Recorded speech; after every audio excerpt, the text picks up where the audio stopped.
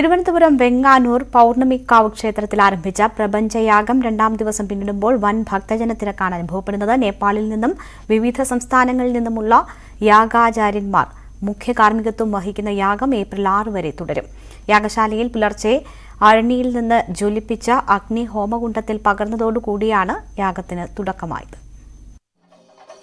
ബാലത്രിപുരസുന്ദരി ദേവി മുഖ്യപ്രതിഷ്ഠയായ പൗർണമിക്കാവ് മറ്റൊരു മഹായാഗത്തിനു കൂടി വേദിയാവുകയാണ്.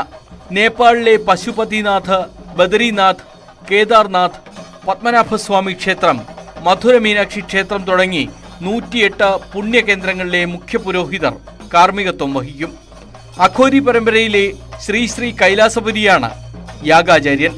പഞ്ചമുഖ ഗണപതി, ഹാലാസ്യ ശിവൻ, പരാശക്തി, നാഗദേവകൾ തുടങ്ങി നിരവധി ഉപദേവകളുടെ പ്രതിഷ്ഠയും ഇവിടെയുണ്ട്.